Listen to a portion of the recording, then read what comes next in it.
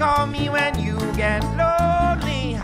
Something to get there to feel better and get well. Don't call me one and only. You're listening to iCannabisRadio.com. You get a little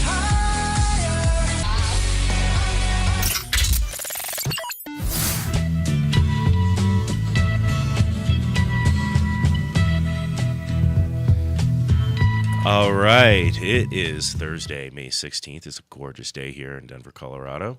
As always, I'm David, joined by my partner in crime here, Christian. And actually, Sam, just sit on the sideline. Get on a mic, Sam. Who cares? Kick the dogs off the chair. They're fine.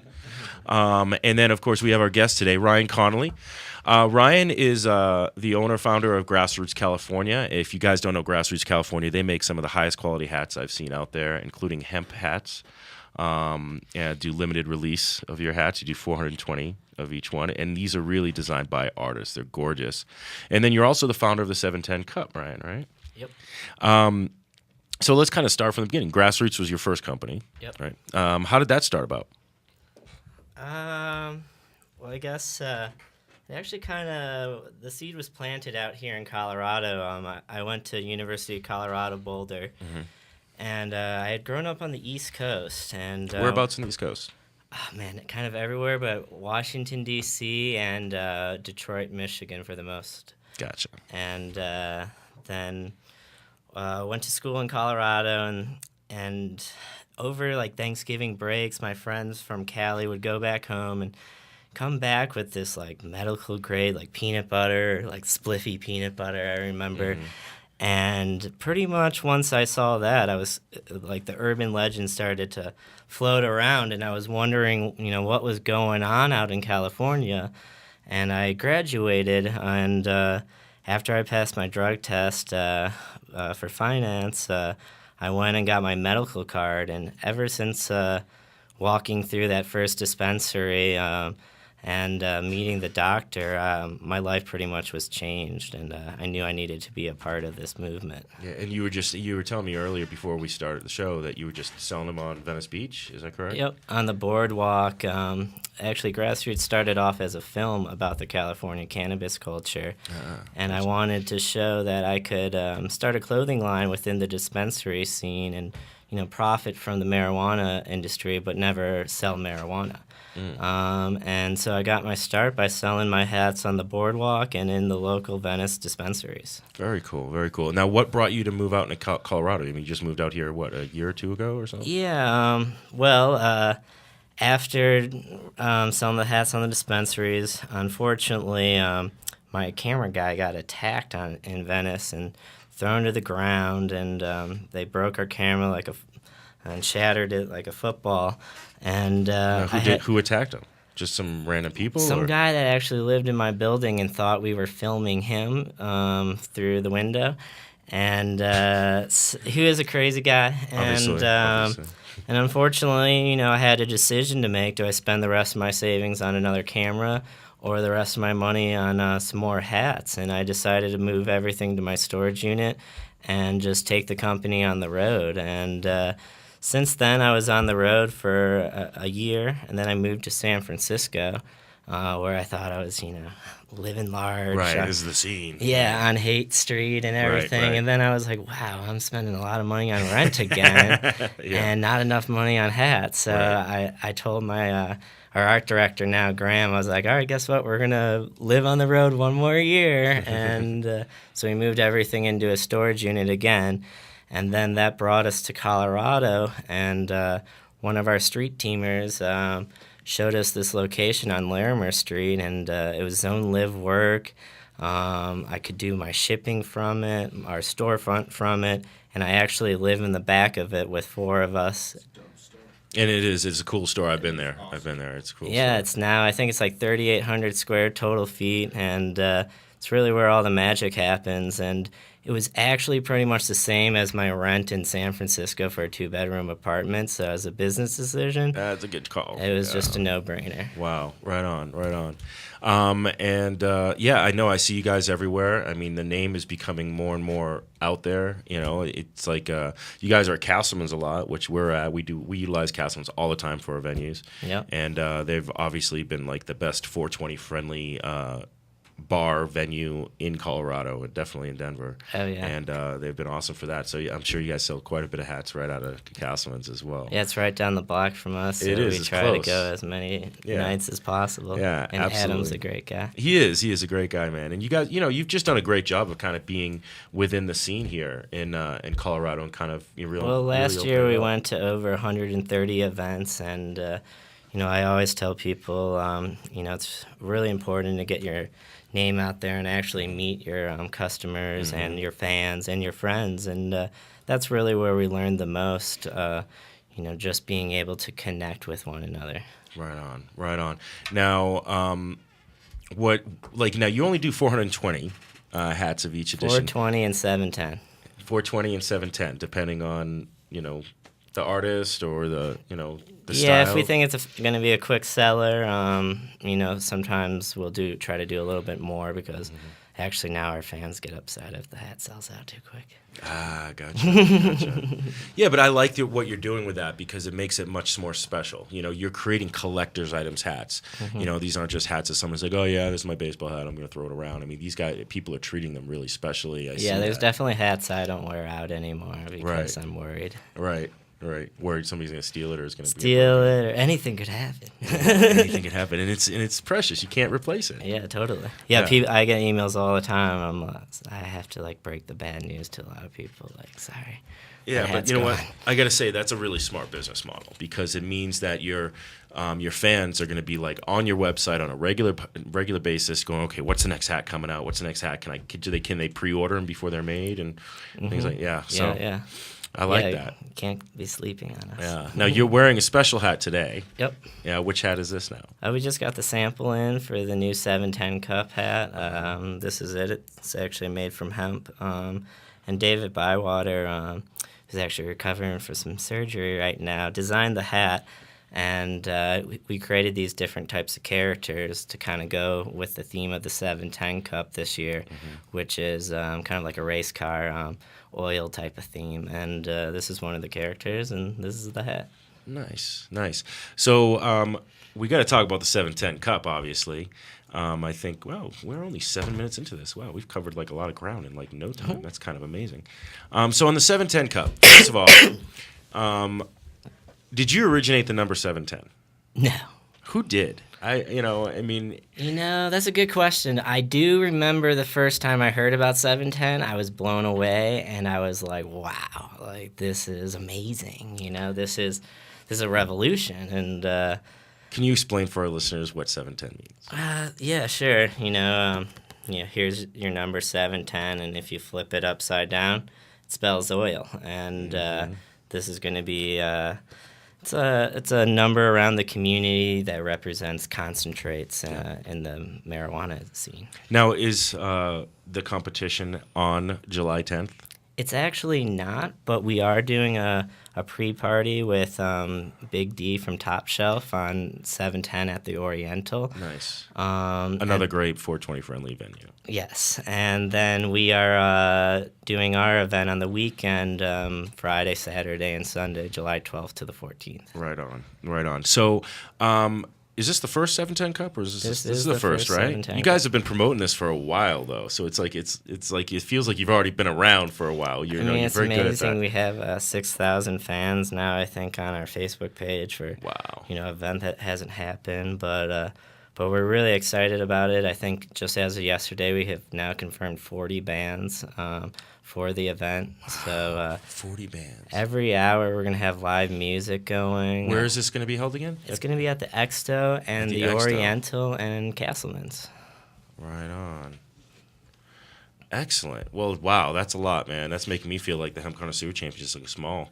That's because we just, we do the 30-day testing, and then we just have an awards party and everything. But that's not. It's also because it's not in the summer. You guys get to do the. Well, for us, like I was saying, we really do believe in going to a lot of events as a company. And last year we went to 130 events in just 1 year. And so we've really seen the best of the music events. We've seen the worst of the music events. Right. We've seen the best of the cannabis events. We've seen the worst of the cannabis events. And what we want to do with our event is combine them together, because we really do feel like music is such an important aspect within our industry. And same with glass. A lot of times we feel like glass is being ignored, and we're going to have live glass blowing going on at our event. Very cool. Have glass gallery at our event, and also have seminars too, where people can learn about the safe ways of making oil, the unsafe ways, what could happen in a chemical explosion, and how do you prevent that? Oh, that's a good idea, man. That's something that we're looking at doing something similar. We're gonna have glass blowing at our event. We want to actually have a glass competition as well. And so all the glass artists get to put their best foot forward, and see who's created the best piece for the championship. And I think you're right. I think it's very important to talk about the glass artists out there. We have some of the best glass artists in the world blowing right here in Colorado. Yeah, it's amazing. It really is. It is, and I agree. I think it's a great way to showcase those guys. Totally. Artists have a hard time getting their name out there sometimes because they like to just sit in there, do their work, and so it's really good that people like yourself are going out there and kind of putting them on, showcasing them. Yeah, so we're even doing a painted hat competition for people, different types of artists. Where the winner and the voting's going to be going on at the 710 Cup, and the winners are going to get their own line of hats made by Grassroots. Nice. Same with the extract artists. The winners for the best hash are going to get their own line of Grassroots hats, plus a Hitman torch tube. And also we have $5,000 in cash prizes. So we really want to be giving back to the community that really is making up these events for us. Very cool, very cool. Now, when it comes to doing the extracts, how many categories are you having everybody competing in? Is it all just one overall best concentrate category? Are you kind of subdividing it? We do have some subcategories. We have shatter, sativa, and indica. We have wax, sativa, and indica. We have CBD. We have an edible category. Anything involving hash, but no flowers. No flowers. Right on. Are you doing like a H2O extraction category? Yes. Yeah. Some people would say solventless, but that's kind of a coined term for nicotine, and I don't want to take that away from him. But that's what we're doing. The same thing. We're spreading out. Obviously, you're focused on the concentrates. We're kind of focused on everything. So it's kind of nice to see that there is. I actually like the idea of doing just a concentrate competition. I really do. It's going to be much more specific, and obviously, we're doing that whole general thing. But I like that. I like that you are focusing on that. So I'm assuming you're a huge fan of dabbing. Yes. Yeah, you guys all have to get together after the show. If you Google search our store, Dab City, that's our shop. That's your shop, Dab City. Right on. Very cool. Very cool. Well, we actually have to go on a break, and then we get back. We have to talk a little about our pending lawsuit. So I'd love to hear your opinion on this. If those of you have not checked Channel 9 News last week, we were on talking about the fact that we're suing the state for violating our First Amendment rights. So when we get back, we're going to try to rap about that. All right, Ryan? So thanks for listening to Hemp Connoisseur Radio. We'll be back in just a moment.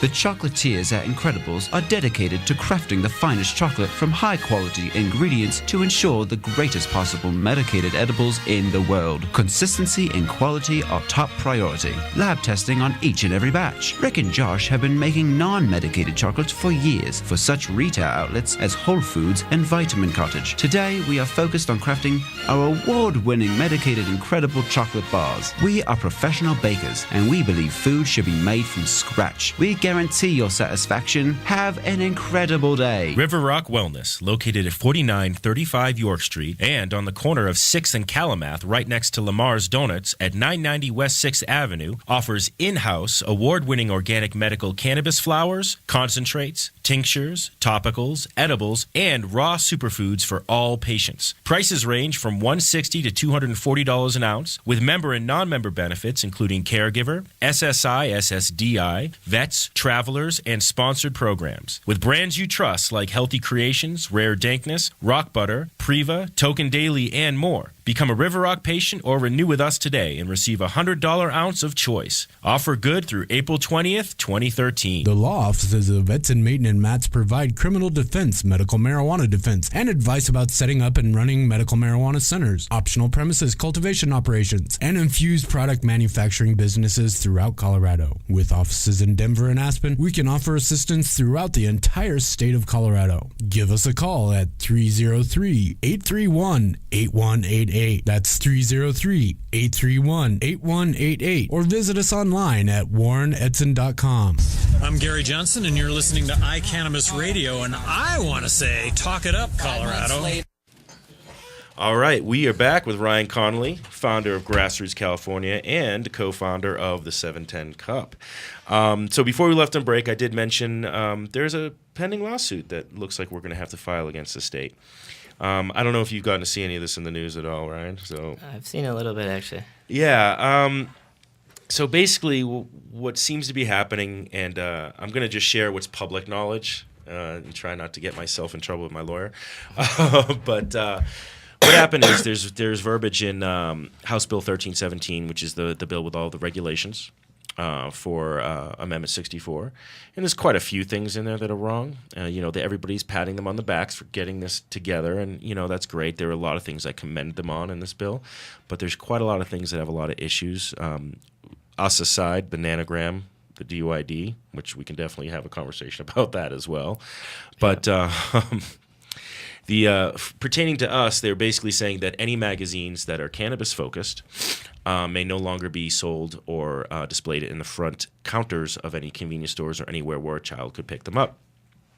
They have to be listed in the, put in the back counter, which the only other magazines that are designated to go into the behind the counter in places like a 7-Eleven is pornography. So basically, they're saying, what's that? It's not back there.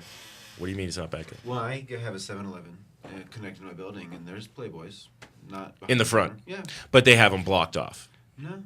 You mean you can just see the cover of the Playboy? Yeah, I mean they're covered by other magazines, but you can see Playboy. I mean, you can see the words Playboy.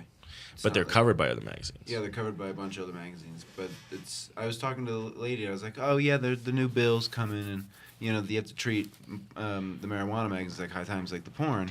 But clearly, the porn's being treated like the fishing magazine. So right. Okay. Well, that's like, actually. Oh, shit, I'm not following the law. Yeah, no, then they're not following the law because pornography actually has to be considered behind the counter and covered up and all that kind of stuff. Mm-hmm. So, okay, I guess I'll still be in that 7-Eleven. Yeah. But, the reason why this is a big deal, honestly, is it's a freedom of speech issue. Right. High Times has been around for, 40 years now? I think since the 70s. Since the 70s. And they've had no issue with being displayed in the front. People purchase it and they can pick it. I mean, yes, you can pick it up in a convenience store and read it, or in a bookstore and read it, but you have to buy it to take it out. So in a way, a lot of people are saying this is going to hit High Times the most, mm-hmm. and obviously they're the most, they're the magazine with the most notoriety. But at the same point, if I'm somebody who's going to buy High Times, I'm going to buy it whether it's in the front, the counter, or the back. Mm-hmm. When it comes to a magazine such as ours, or the Daily Doobie, who's part of this lawsuit with us, we're partnering up on this, hiring an amazing attorney, constitutional attorney, David Lane. We are free publications. So what convenience store owner is going to say, well, you're a free publication. Let me put you in the back of my counter and make sure I tell people to pick you up. They're not, because it's a shelf space that's designed for costs. So basically, we're being treated like pornography, even though Guns and Ammo, Wine Spectator, they're all available for people to buy and pick up and read anytime they want, whether you're over 18, whether you're over 21 or not. Now, I didn't know this. I was interviewed by Channel 9 News. And you know what? I talked with Brandon from Channel 9 News for like 30 minutes. And of course, you know how that goes. You talk for 30 minutes, you're like, I got all these great quotes, all these great things I said, and blah, blah, blah. I'm like, this is not a cannabis issue. This is a freedom of speech issue, blah, blah, blah, blah. And all these things, we got really detailed. And of course, they pick like 2 sound bites to like say, this is all, Now, what I did not know was there was this woman, Gina Colibri. I keep forgetting her last name. Cabini, something like that. I'll have to look it up. I feel bad. I should know what my opposition's name is. But I didn't know that we had this opposition. I thought it was just the state legislature that did this. And this woman from Smart, Colorado, and those of you who don't know what Smart, Colorado is, there's nothing smart about it. It's all about they're very anti-marijuana. They're very anti-cannabis. They try to say, oh, we're looking for being responsible in this, but they really just don't want to are really just upset that it's legalized, basically. And it was very convenient to me that there was a story. I'll just say it was very convenient. That's all I'll say about it. That she had a story about the fact that she was in a 7-Eleven and her son was huddled, and his friends were huddled around something. And of course, it was a High Times magazine. I'm kind of quoting her here, a little paraphrasing.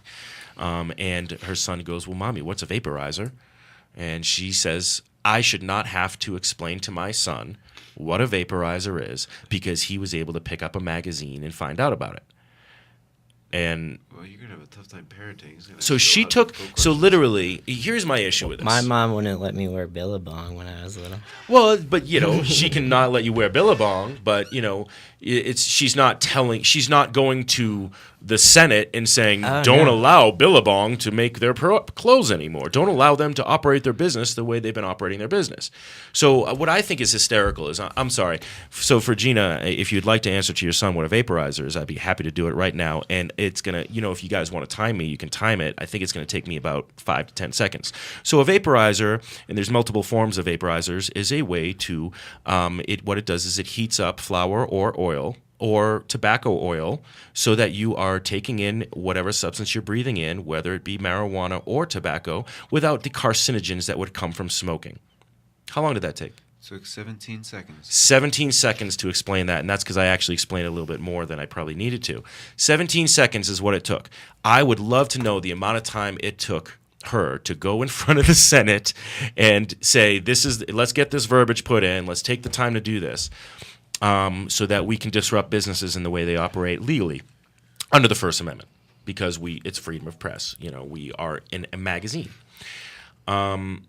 So instead of taking the 17 seconds or so that it would take it, and maybe even the 5 minutes you could research online what a vaporizer is, go to Wikipedia, and I'm pretty sure there's a pretty good explanation of what a vaporizer is on there, she decided that she wanted to change the law and violate First Amendment rights. Or, what she could do is pick up our magazine, read it, and be able to be educated on cannabis, and then she could explain it to her son. So, but she's from Smart, Colorado. Well, she's from Smart, Colorado. And here's my thing. Look, it is not the government's responsibility to be a parent for you. If you don't like having to explain what a vaporizer is, what do you have to do about explaining what Viagra is? What about explaining what a yeast infection is? I think you can buy Viagra now straight from their website, too. Can you really? Or Straight from the website? What was now? It's the morning after pill. The morning after pill. You're gonna have to explain that one. You're gonna have to explain that one. There's a litany of things you have to explain to your child as they get older and they learn things and they become exposed to things. And by not exposing them, it just makes it more, the more taboo something is, the more interested they are. So here's my thing about this story about the High Times and the 7-Eleven. Either it's a very convenient story that one of the spokespeople for Smart Colorado has this story of her son being huddled around High Times, and I think you understand what I mean by when I say it's a very convenient story, or it's absolutely the truth. And if that's the case, the reason why your son's probably huddled around a High Times magazine and giggling about it is because you've been so anti-marijuana all this time that it's already the super taboo substance that he's completely interested in and that he's probably not being educated properly about. Absolutely. He isn't making it's not boring to him. Exactly. And honestly, it could be completely boring. A perfect example, when I was a kid, I grew up in an Italian neighborhood. I don't know how I don't know whether you guys were exposed to alcohol at a younger age, but as an Italian, and this is very European, I was allowed to have a sip of wine at like the age of 10. Now my parents, I was like, I want to be an adult, and they would give me like a drop of wine and a bunch of water. And I would get the taste of the wine, and beer to me tasted gross when I was a kid. Instead of being like, oh, this is a really cool thing, they're like, yeah, have a sip of beer, and I have a sip of beer, and I was like, that's disgusting. I was like, now give me a Coke or a juice or something. Well, I think it's important as a parent to be able to educate your kids. And by ignoring the questions, what is a vaporizer, you're ignoring the whole situation as a whole. Education is key. I mean, knowledge is power. It just helps people. And by the way, I don't want to condone everybody out there to get their kids drunk or to give them cannabis to test it out. That's not what I'm trying to say here. But to me, alcohol has never been a big issue. I mean, I think I was never a really big drinker except for the college years. And then even after that, even being a bartender and being exposed to it, I was never a big drinker because it was never a big deal to me.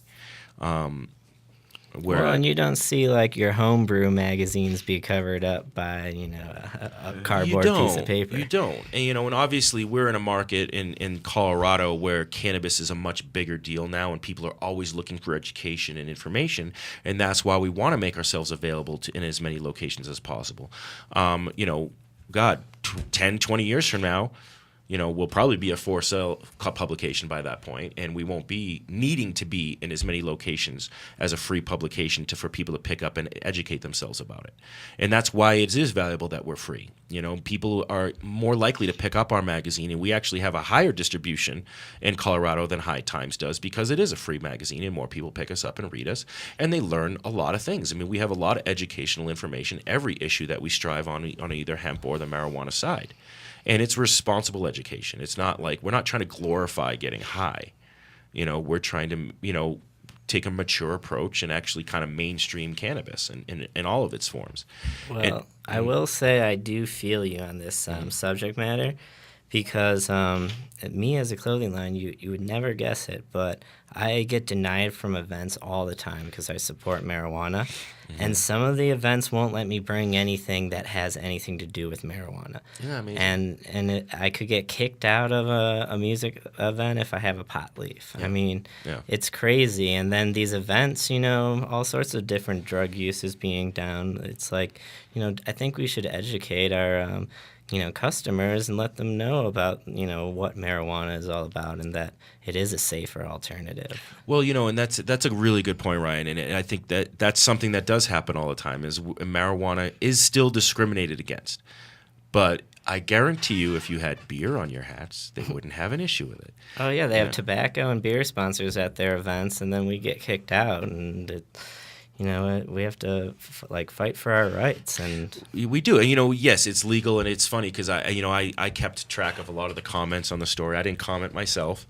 There was it was an article in the Westward Online. There was an article on the Denver Post, and then of course Channel 9 News, and and it's amazing the uneducated opinions that are out there. Whether you're pro marijuana or not, there's a lot of uneducated opinions on either side that I've been seeing.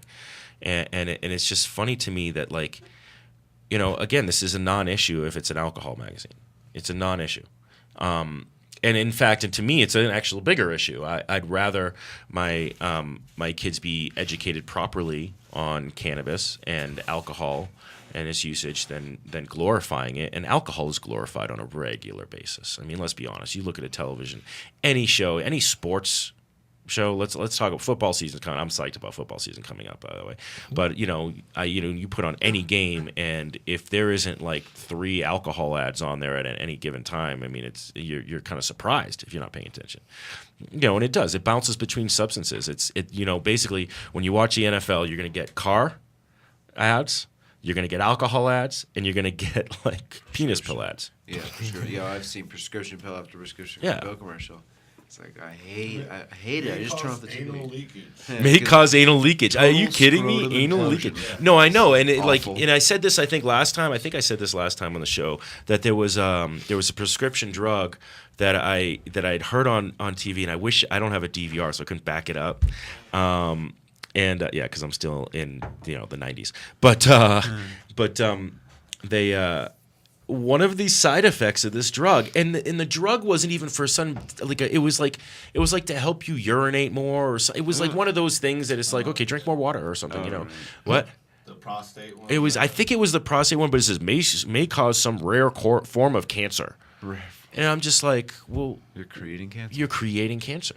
You're creating cancer. It's unbelievable. That is really unbelievable. I can't wait till the day that there's a cannabis ad. on TV. Oh, yeah. And it says side effects may cause drowsiness, Red eyes. creativity, munchies, stimulate your appetite, Creativity. Yeah, I'm just waiting. Like, let's talk about these side effects for a moment. Yeah. It's like it's going to just crack people up. But yeah, so this is a freedom of speech issue. It really is. It's not a cannabis issue. I mean, yes, it is, but it really is a freedom of speech issue. And it was funny because they even said, well, tobacco wasn't able to fight this freedom of speech, but that's not true. That was tobacco ads. There's no tobacco magazines out there. Well, actually, that's not true. Cigar Aficionado.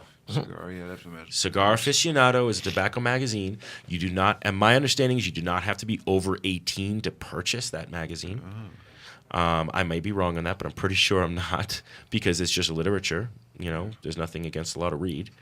And that is something that you can find at eye level at Barnes & Nobles because it's a popular magazine for cigar aficionados, and it's a good one. I mean, I've read it. They do a nice job. We're trying to become like that wine spectator cigar aficionado of publications.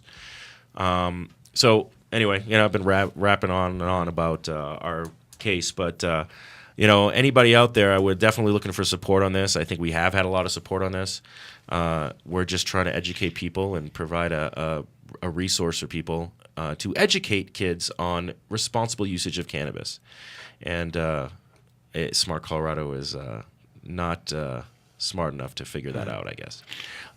So we'll be back in just a moment, and we're going to talk more with Ryan Connolly, and I will try to not talk as much and let Ryan talk a little bit more. So thanks for listening to us on the Hemp Connoisseur Radio. We'll be back in just a moment.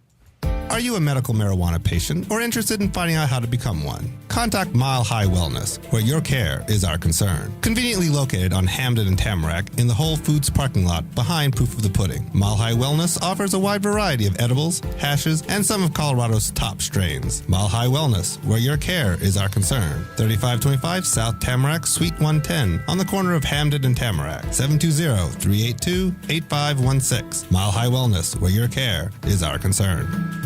Are you a runner? Are you a runner who supports marijuana legalization?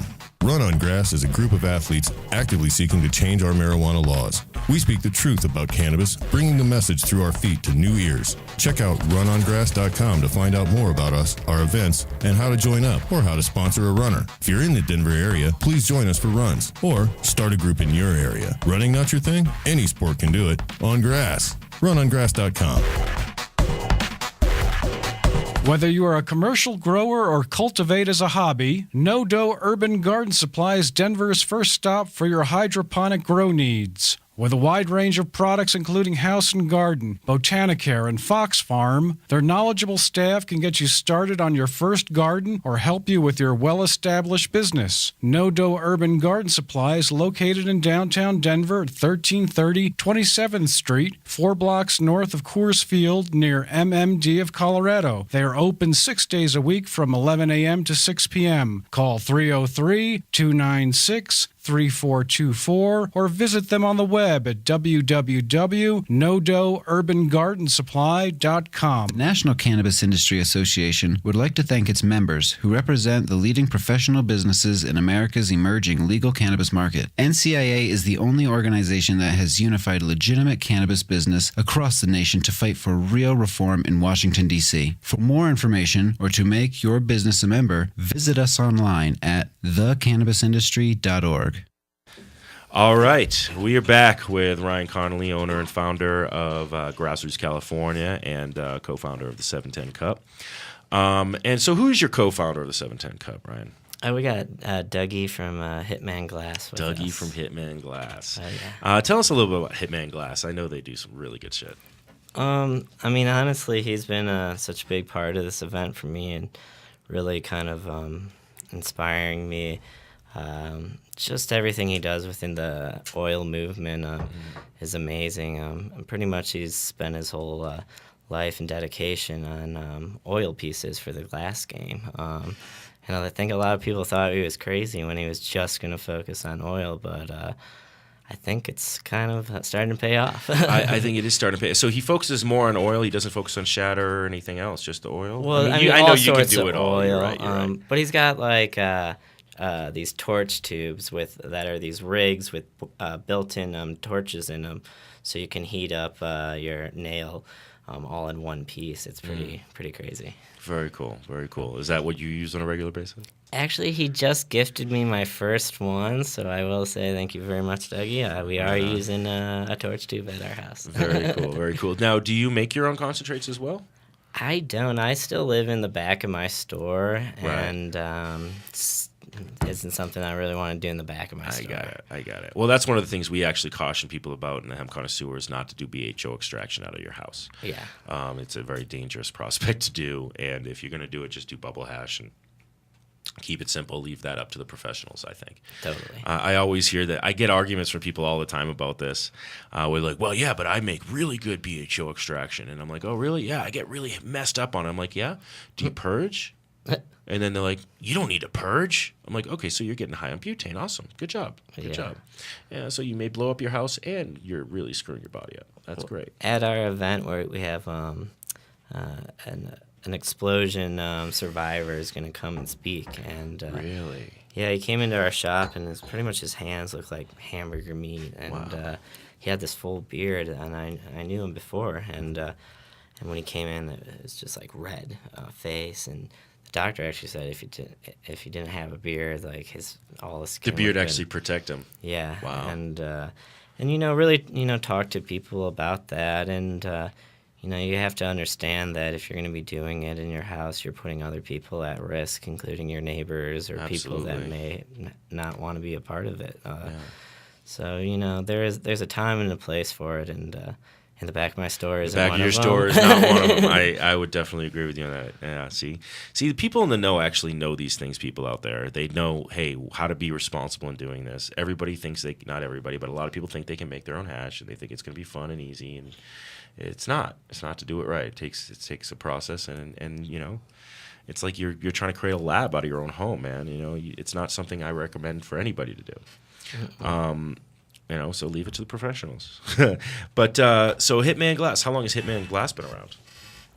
I think they've been around for maybe 4 or 5 years, about the same length as Grassroots, which has been pretty cool because we've both kind of been growing together. Right.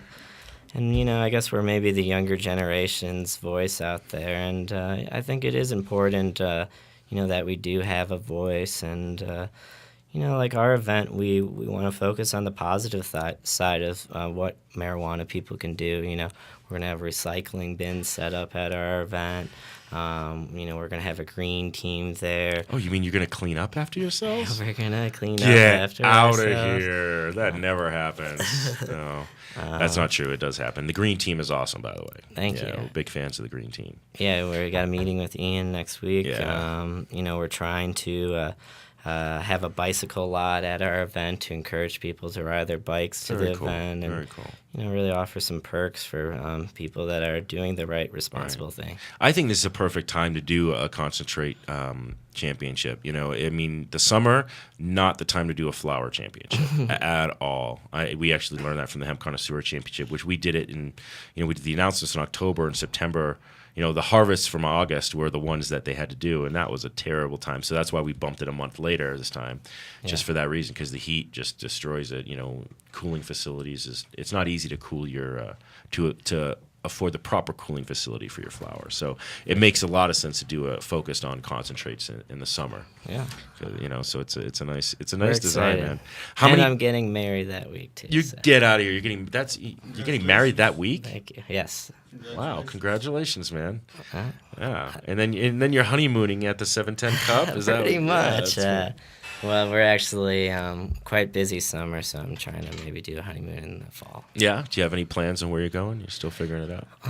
Maybe like New Zealand or somewhere far, far away. Very far away. Very cool. He's gonna go visit Hobbiton. Yes, that would be awesome. They actually have that set up now. I saw that. I grew up with The Lord of the Rings as a kid. That was like one of my favorite books, and it's totally a geeky thing of me that not a lot of people know. But I would totally, if I go to New Zealand, I am totally going. I'll be visit. going there too. Yeah. I mean, The Shire. Go visit the Shire there. Do the whole Lord of the Rings tour. You know, that's probably like the biggest tourism thing there now. Anyway, right? That's cool. That's a cool idea. I like that. New Zealand trip for a honeymoon. Right on. But you're gonna have to be back for for our championship because we're gonna need some celebrity judges. So are you a judge for your cup? I am not a judge for my cup. I've been judges for some others. Yeah, I'm not a judge for ours either. It's not a good idea. Yeah, no, it's we're actually kind of like, maybe I should ask you guys this. Yeah. So like one of our designers wants to enter the cup. Do you think that we can allow that? Or? Yeah, yeah, I think you can. I mean, we're in a different situation because we're a magazine.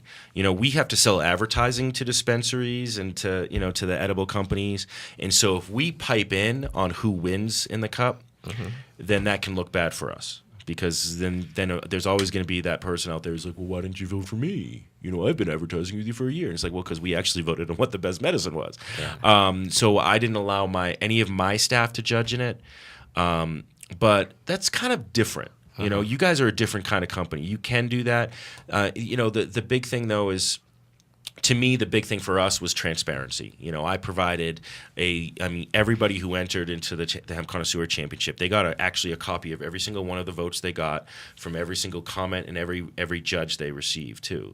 But with the judge's name blocked out. It was like judge number 1, judge number 2. This is what they voted for. Yeah. This was their comment about it. We actually handed all of that stuff to them, and they said, okay, this was your overall score. This was first, second, and third score. So you knew how far how close you were or whatever. Yeah. And of course, some were like 0.2 of a point from third place, and they'd be like, well, why was it this? But you're never going to make everybody happy. Yeah. But I think that the biggest thing is to mitigate all of those kind of questions. Yeah, for sure. So what we are doing this time around, we may do this time around, is we may have like a Hemp Connoisseur's Choice Award, where my staff does get to try it, but it's going to be very downplayed. Because my staff was really bummed. They put all this work in for me and to get this championship going. They're like, we didn't get to try anything. And I, honestly, I felt the same way. I was like, I think I'll probably try some, but let's just say I won't have a vote. Right, and that's what we're doing. We're not going to have a vote. You're not getting the prestigious trophy. We do the Emerald Tower, which is a really cool green crystal tower, and you're not going to get that for our selection. What we may just do is have a little thing. Oh, by the way, we tried everything, and these are the ones that stuck out for us. And we're not going to say who's first, third, or second, or anything like that. Yeah. But we may not even do that. Yeah. Because you're right. It's tough. I mean, it's tough. We didn't want any of our sponsors to be people that were entering for the main We sponsors. do the same thing. It's so tricky because it's like... Because you need that sponsorship dollar, man. Yeah, people are reaching out and you're like, oh, well, I want to say yes. Yeah. We have a couple rules in it, and I don't know if you have the same, but, anybody, we have what we called, what we're doing this time around, we're doing celebrity / connoisseur judges, and there's going to be 5 of those. And then we have 20 patients per category. And then we have testing. So, the patients are still making up 40% of the vote.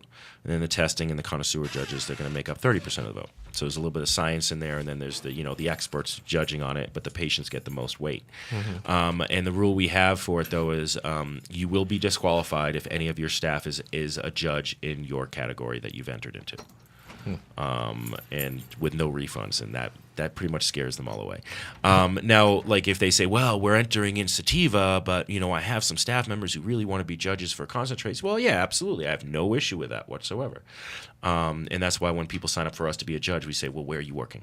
Mm-hmm. Where do you work? Are you employed by this? Know that if you are employed by a dispensary and we find out after the fact, you will be disqualified as a judge. You won't get any of the swag that we're going to give you, and your dispensary just got disqualified. So it's something that makes people stop and go, okay, let me, And the funny thing is it's all blind. Mm-hmm. So like you will get like I don't know if you guys are doing it in a blind category, but we're just coded. So if you get a sativa, it's like S2. Mm-hmm. Now you may recognize your strain possibly, but Yeah, we're trying to do the same packaging for everything, so there's no advantages over that. Yeah. We're doing a blind taste test. We're doing an e-nail test. A what test? Like an e-nail, so everything is being hit from the same temperature. I like that. Because good. You don't want to be burning it off or anything like that. That's good. Yeah, we won't be doing that. I can't regulate my patient judges when they're doing testing from home. That's the hard So part. we're gonna have like a little booth set set up, up. pretty much, where we'll punch their card when they do the e-nail test, punch their card when they do the blind taste test. Oh, that's cool. I like that. So it I like includes that. like the public judges will be able to partake in that, and then we Right. will take their vote down right there. That's cool. See, and I like that. I wish we could do it that way, but I've already designed it in a different way, and I'm going to stick with that design because it's worked. Yeah. No. It's good to just I like that. I collaborate. know. I totally exactly because it's more fun to have the testing happening there. Yeah. It is. It's more of an event than it is. But we wanted to say, okay, well, we're going to do this testing in a different manner. We're going to ask all of our judges to take 30 days to try all of their meds and space out their testing like 6 hours or so because I think time is crucial. time is important. It's hard. The problem with that time is it's like I can't babysit them. I can't make sure that they're doing it the right way. I can't make sure if you're testing an edible, we're asking for 100 milligram portions, and we tell them, look, if 100 milligrams is too much for you, do 50, but do 50 for every single edible so that you're Keep it going. consistent. But I can't monitor them. True. So that's a little tougher. We have to go on a break. We're going to talk a little bit more about the competition thing because I love hearing about what you guys are doing. I like what you're doing. Thanks. It's different from us. That makes me even happier because then we are all different and we all have our own approaches and there's validity to all of them. So I kind of like that. So we'll be right back with Ryan from the 710 Cup. Thanks for listening. Call Cannoisseur at 1-800-420-5757 for all your insurance needs. Cannoisseur understands the risks you face each day, and we are there to protect your business and your investment. Since 2010, Cannoisseur has been serving the cannabis industry nationwide. Call Cannoisseur at 1-800-420-5757 or visit us on the web at cannoisseur.com to learn more about our insurance and risk management services. Proud member of the NCIA.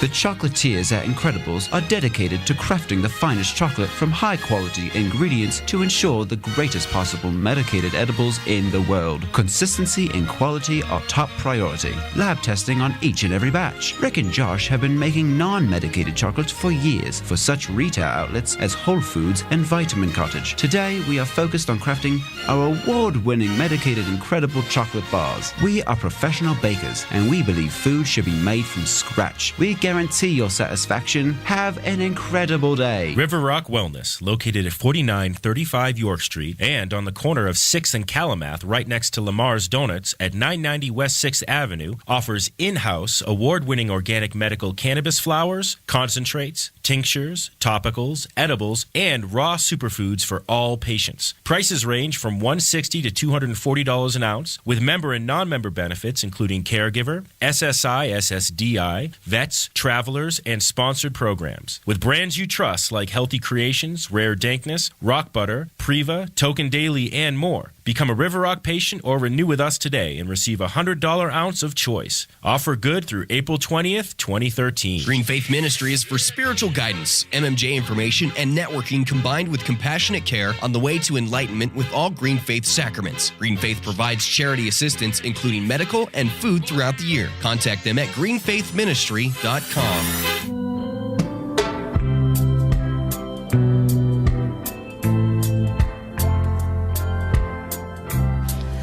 All right, we are back and hanging out with Ryan Connolly, owner of Grassroots California, founder of the 710 Cup.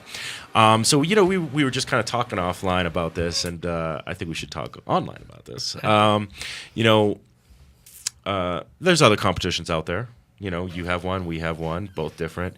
There's one that just came up in 420. And we're all doing a little different approach, and I kind of like that. You're doing a very entertainment-focused approach, which I think is really cool. So you said 40 bands. Yep, 40 bands from reggae to jam bands to electronic to hip-hop. 3 locations. Yep, 3 locations. I love that. Live glass blowing and seminars. Yeah, I like it. So it's got a little bit of a convention feel, but not really. Are you doing booths? We do have booths, and we do think that some of these seminars really need to be highlighted, and their voices need to be heard. So we're not going to tuck them away. We're going to have them on the main stages. We're going to have them, throughout the event, and we really want to develop a community. So every year people can get excited about this like conference type atmosphere. And at the same time, they're going to be blown away by, all sorts of different new music. Right. And it's going to be awesome. Very cool. No, I like that. I wish I could have done that way. But yeah, again, like I said, flower, can't do it in the summer, man. You just can't do it. It's kind of a bummer, but it's just too difficult out here, at least. Maybe in Canada we could do it, but I mean, I think that, there's a lot of great events like you were saying, and we're not really trying to take away from any of theirs. I think there are always going to be other great events out there. I think ours is just going to be a little bit different, and it's really going to have like a music festival type of atmosphere, and it's going to be great. Well, yeah, it's going to be fun. We want to broadcast iCannabis Radio from there, kind of report on that, and then also. We're not ready to announce what else we're going to be broadcasting, but we'll be talking about this because it might be the first broadcast of what I'm talking about. But a little bit of history there. Well, a lot of history going on, really. I mean, the first 710 Cup, I have a big feeling that this is going to be a huge event, and it's going to grow and grow and grow every year. Thanks. I really do. And hopefully one year it'll be like a sleepover event, your Woodstock for the marijuana movement. Yeah, I think it would be great. And then you take the summer, we'll take the fall. What goes on in the spring can go on in the spring. And I think what's going to happen is you're going to see more and more notoriety coming out of events such as yours and ours, where it's very Colorado focused. It's very it's definitely designed with the idea of fairness in mind. And integrity. I think that really we're going to all learn from each other. And I think if we can do that, we can always continue to grow and really have this community be, the community that we want it to be. And because we are responsible stoners and responsible people. And, our magazines don't need to be covered up. Neither do our music festivals. I agree. And, obviously, just because something has a pot leaf on it, it should not be denied. I think that's almost a violation of freedom of speech. The only difference is it's commercial. And that's where they can get away with it and when they say, oh, well, this is a commercial thing because you're selling your hats. And I mean, I will say this, and when you were describing that mom, she kind of reminded me a little bit of my mom, but, like, it really, if you can't have it, you're going to want it more. Exactly. And I think when we get banned from festivals, it really just validifies our movement. And, it really does. And it gets people standing behind it. If they're going to put you on the back shelf, people are going to be like, well, why is that on the back shelf? And I need to know why. Well, and it's funny because we didn't ask, to be in this fight for freedom of speech. And if you had asked me, honestly, if you'd asked me 5 years ago that I'd own a marijuana magazine, I would have been like, you're joking, right? And then if you said the same thing, even if you asked me, at that same time that at some point I'd have a lawsuit against the state for violation of First Amendment rights, I'd be like, really? No way. And so we didn't ask for this fight. But the funny thing about this is all that she has done is give us free publicity. Yeah. That I didn't want. I didn't ask for it. I wasn't going after it or anything. I mean, it's just, this is a fight that needs to be done. But, the more they do these things, it's like, remember, I don't know if you're old enough to remember when of course you probably are, when Passion of the Christ came out. Yes. The Catholic Church has done more for controversial films than anybody else. When they go ahead and say, God, don't go see The Passion of the Christ, what's the next thing everybody's doing? Like, where the hell is Passion of the Christ playing? I'm going to go see that movie because the Catholic Church says I shouldn't. It's like they keep shooting themselves in the foot. Every time these people say, don't do this, everyone's like, well, then I'm definitely going to do that. And, my parents know that from experience with me. It's like, I'm not somebody you say no to. If you tell me I can't do something, that's the next thing I'm going to do. Yeah. Same. Yeah, I mean, you say, oh, it's too hard, you're crazy for doing that. Oh, you're crazy for doing a marijuana publication. Oh, well, that's kind of how this came about. It's one of the things that I was told. It was like, oh, we're thinking about doing this. Oh, you guys are nuts. There's no way that you're going to do that. And same for me when I quit my job. I literally felt like I was coming out of the closet. Hey, everyone, I smoke weed. And I told my parents that, hey, I'm trying to legalize marijuana. And it was nerve-wracking, but at the same time, I've developed the best friends that I could ever have in the world because of it.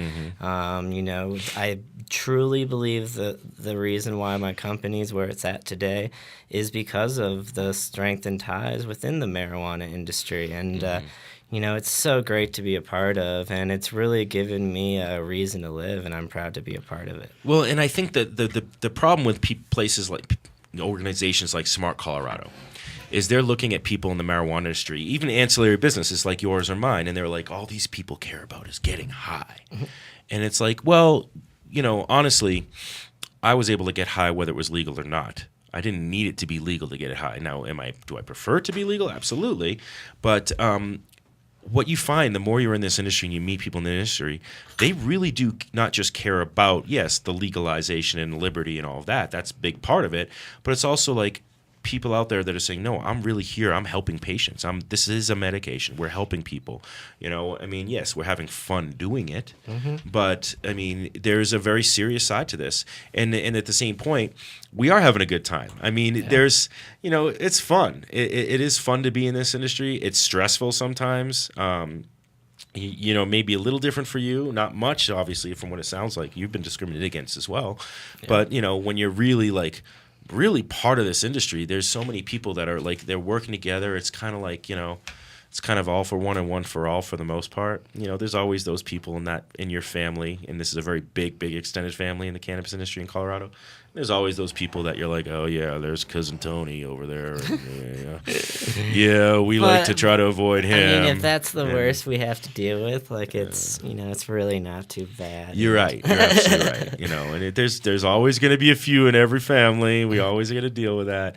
But at the same point, you're right. We are all in this. There's a common goal going on, and we may disagree as to how it goes, but we do kind of believe that we're making a difference and changing and shifting where this country is and actually where the world is.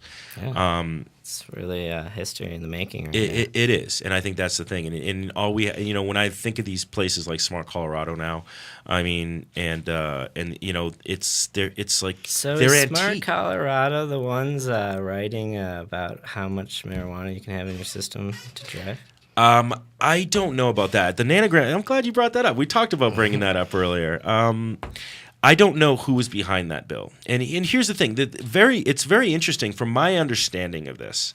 I've talked to a lot of people who have been in this, been paying attention to the task force and everything, and obviously been keeping track of it. But so I may not be exactly accurate in my statement here.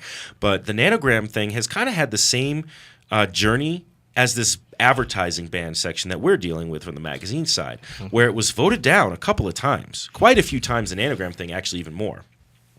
Was voted down because, as you know, as anybody in this industry knows, there's literally no science that's based on this nanogram limit saying that you're not okay to drive. And so it's been voted down many times by the legislation because they've recognized that. And yet somehow, even though and the same thing with the advertising ban, the magazine side of it was voted down, and then all of a sudden it came back in. On the 24th hour. Or the 23rd hour, I should say. It kind of came back into the bill and was just encompassed in everything, even though that section of the bill was voted down for both of those. So that's really interesting. And what are your thoughts on this nanogram deal? I have to say I can see it. Could have seen it coming. They're going to want their money somehow. And if they're no longer writing marijuana tickets, now they need to get marijuana DUI tickets. So now that's an interesting point, but I actually think this is going to cost them more money. Yes. Because there's going to be a lot of lawsuits going on about this. Well, and that is really where my concern is. I would be interested to do this test on myself as when would I be safe to be able to drive? How many hours would it take me to be safe? And I would guess that it would probably take me a few days. Well, did you see the William Breeze test? No. Did you see it? Okay, so William Breeze did this, I think it was 2 years ago, with Dr. Shackelford. And he hadn't smoked in 15 hours. It was the next day, and he went in, and Dr. Shackelford, who's one of the top cannabis doctors in, and I shouldn't say he's a cannabis doctor. He's a great doctor who is a proponent of cannabis as a medicine. And he writes for us as well, so of course I have to give him a plug. He and it's his company is Amerimed, just so anybody knows out there who wants to get a prescription from a doctor who will do a full physical for you. But he did the blood test for William Breeze, and it's funny, he's got the whole William Breeze mask on, so you don't know what he's doing, but he's doing the blood test on him. William Breeze hadn't smoked in 15 hours. Next day, took the test, tested positive at 26 nanograms. So that would be considered more than 5 times the legal limit for cannabis. And this is after one day. And this is after one day. Yeah. So I don't know how long it would take him to get down to 5 nanograms. He probably never will, because I'm sure he's just... That's why I don't really want to do the test. Well, and this is the problem. So my understanding of it now is that, like, I heard, well, they're giving you an out. You can get tested, you'll pass, you'll test positive for 5 nanograms, and then you have to go to a court date to argue your case after the fact. Well, we all know the court date's not happening the next day or that day. It's months later, weeks later, however long it takes your court date to be scheduled. So I don't know how I'm supposed to argue that I'm sober 2 weeks after I was told that. If I'm drunk, 2 weeks later, I can't argue against the cop who says, well, his blood alcohol content officer was at 1.0 or whatever, or 0.0 or 0.1. That's 2 hundredths over. And they're going to be like, okay, well, then you were drunk.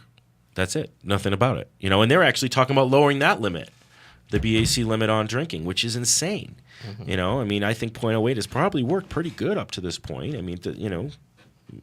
But there is more science behind the alcohol side than there is behind the marijuana side. And I think that's the biggest issue that everybody has. And that's the tough thing. And, I definitely think that there needs to be some sort of answer. Because I know my parents are always like, well, am I going to be safe behind the wheel with all you guys smoking weed now? And I want to be able to answer them, yeah, there is that legal limit, but I don't think it should be, 5 nanograms. Before the science was there, and I know we have to end the show really quick, but I do want to make this point. Before the science was there for the blood alcohol content, before there were breathalyzers, what did they do? They did roadside sobriety tests, and those were what they utilized. The breathalyzer was just convenient. It's much more convenient. Hey, here you go. Breathe into this. Done. You're past the legal limit. But there, they had to actually use police skills and visually observe the person and say, okay, wow, well, they can't do this. They can't do that. Can't walk a line. Yeah, you can't touch your nose without looking and all that kind of stuff. Yeah, you're drunk. Well, that's the least they should be doing. All right. I do believe that there should be a roadside sobriety test for marijuana. But at the same point, here's a question. Now, and we're posing these questions to Warren Edson actually in our next issue, and he's going to be answering all these questions coming from, like, if I'm going to be stopped by a police officer, what do I do? Because now if I'm legally allowed to have an ounce of marijuana in my car. But if I have that ounce of marijuana in my car and a cop stops me for a traffic violation, can he immediately test me and say I have to do the 5 nanogram test? I think that there's probably a probable cause there. I would recommend putting it in the trunk. I would recommend it as well. But now, if I have closed containers of alcohol, that is not probable cause unless he sees an open container of alcohol. True. I got pulled over the other day. Did you? Yeah, and I just took a hit. I loaded a bowl, just took a hit. Right. Blew it out. Cop walked out in the middle of the street, told me to pull over because I was speeding. I was on 40 and 30. I was doing wrong, Right. I got pulled over. I'm like, oh, man. And this is the day after the DUID bill passed. Yeah, but it hasn't been signed into law. I know that. I knew that. Time to do it if you're going to do it. But I'm sitting there and I'm like, oh, man, this guy can either be really cool about this or he can fuck me. Well, he comes up to the car and he's you've been smoking marijuana? And I'm like, I was getting ready to, sir, and I have some marijuana in the car, but no, I haven't smoked. And he asked me, he's all, when's the last time you smoked? I was like, yesterday. I haven't smoked at all today, sir. I was like, I was actually getting ready to. And I take my glasses off, and he looks at me, and he looks at my eyes. I can tell he was, at first, he was kind of thinking that I was high because I had my glasses on, but as soon as I took my glasses off, he noticed that I wasn't high. Right. So he just went back to his car. I'm sitting in my car freaking out, thinking that, if another cop shows up, I'm in some trouble. Then you're in some trouble. I had like an ounce of weed in my glove box, Right, or your little center console. I showed it to him, tell him, I was like, hey, this is probably what you're smelling, Well, no, he wasn't smelling that. He was smelling, I guess. The actual hit that I took. But he just came back, gave me my ticket. He said, just make sure you get home and do what you got to do at home. Don't be around behind the wheel driving it. And I thought it was really cool because it's an Arvada cop. Right. And those guys are... They usually are kind of strict. Yeah, super strict. So right. I'm hopefully they still stick. I think they should still stick to that point. That was my point again.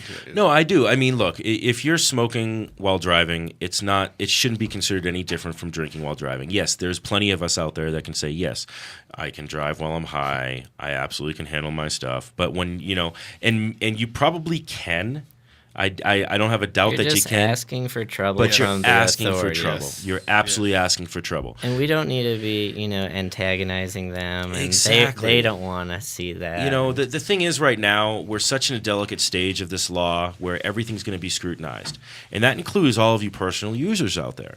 And you really need to recognize that fact and go, okay, wait a minute. I know it's legal now, but it's not legal to smoke in my car. And I do it. I see it all the time. Mm-hmm. I'm driving down the road and I see people lighting up while they're at a stoplight or whatever, and and I'm not even going to say I wasn't guilty of doing that back in the day. I mean, I'm in a different position now that I don't because I feel like, okay, I'm somebody who's kind of a quasi spokesperson of this industry, so I need to make sure I keep my ass clean.